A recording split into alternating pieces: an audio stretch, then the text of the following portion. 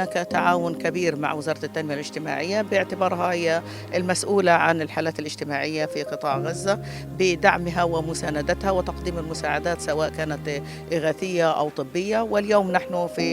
في حضرة هذا اللقاء بتقديم مساعدة مقدمة من الأخ النائب محمد دحلان.